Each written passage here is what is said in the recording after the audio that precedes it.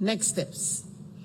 The SIM registration app will be available for download on both Android and iOS this week, barring any unforeseen circumstances. Each registration via the app will be subject to a 5 cedi surcharge. You will pay 5 cedis to register yourself on the SIM registration app.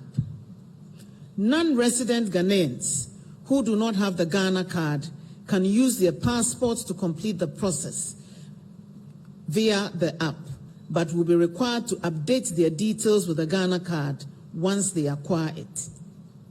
They have up to December 2022 to do so.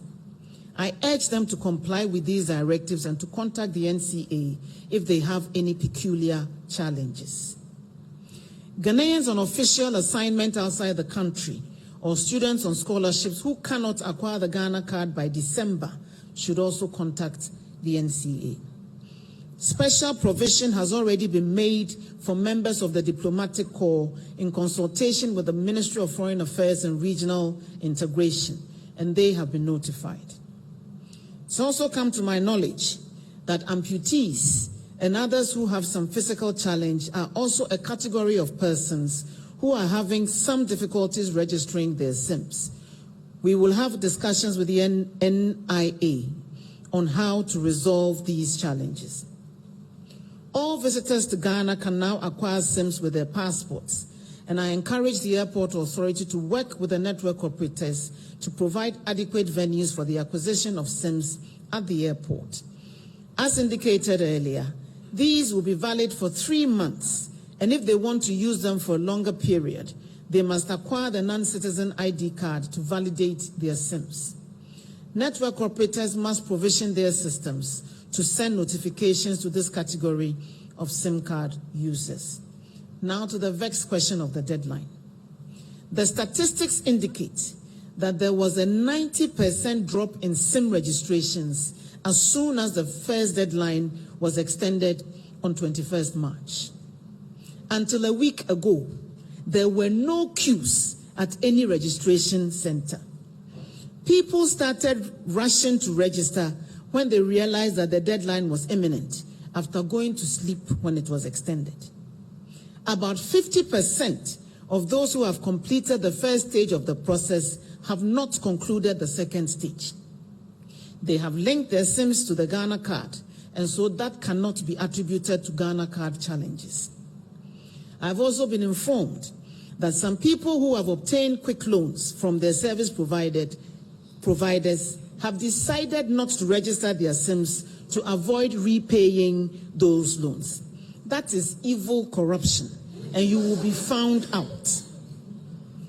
The MNOs, network operators, and the NCA, and I dare say the NIA too, have all engaged additional staff, procured the necessary logistics, and are incurring significant expenses to conduct this exercise successfully. Any extension of the process increases their costs.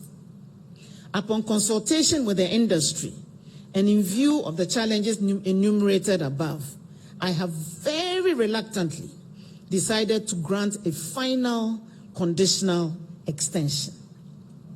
The program will, and I'm choosing my words carefully, the program will be extended to 30th September to end on the anniversary of its commencement.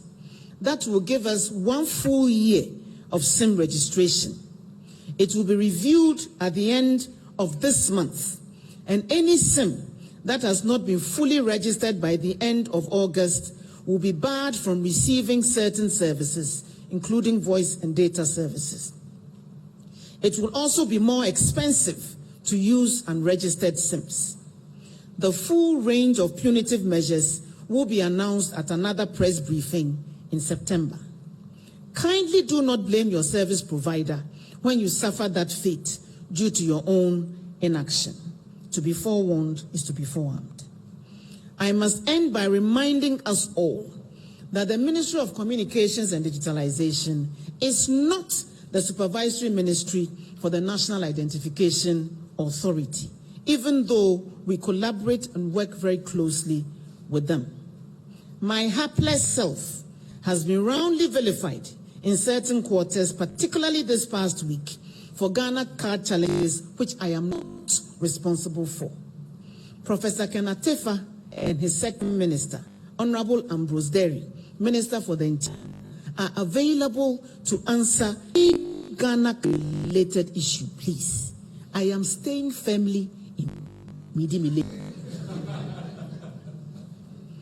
Actions also have consequences, and in all that we do, we must put the interest of our beloved country first. In 2018, the NDC was